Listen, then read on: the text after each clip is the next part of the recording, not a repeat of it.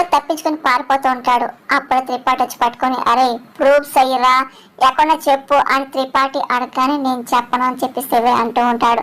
ఇంకా గట్టిగా పీక నొక్కుతూ, ఇదిగో అరే నేను ఈ గంట నుండి తప్పించుకోవాలంటే ఇదిగో నువ్వు అసలు బతకూడదు అని చెప్పి కత్తి తీసుకొని త్రిపాఠి శివని పొడి చేస్తాడు. శివయ్య గట్టిగా కేకలు పెడుతూ ఉంటాడు.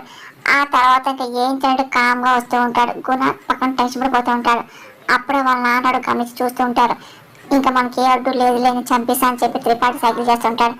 అమ్మయ్య అని చెప్పి కూడా రిలీఫ్ అవుతూ ఉంటాడు. ఆ తర్వాత ప్రేమ్ అదే పనిగా చందు కాల్ చేస్తుంది. ఇదేంటి చందు ఫోన్ లిఫ్ట్ చేయట్లేదేంటి, అసలు ఇంకా ముహూర్తానికి ఇంకా 5 నిమిషాలే ఉందిగా అని చెప్పి ప్రేమ్ కంగారు పడుతూ వస్తూ ఉంటాడు. పక్కండి చందు అలాగే చామంతి చాలా కంగారు పడుతూ ఉంటారు. ఇంకా పంతులు గారేమో, బాబు అమ్మాయికి మంగళదారం కానిచ్చు అని ఇంకా తాలిబొట్టు ఇస్తూ ఉంటారు. ఇంకా గుణ తీసుకొని చామంతి మెడలో తాళకట్ట సిద్ధమవుతూ ఉంటాడు.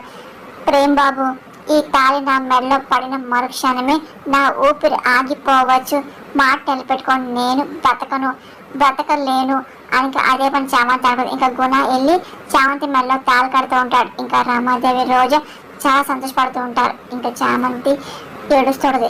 అలాగే చంద్ర కూడా చాలా బాధపడుతూ ఉంటుంది.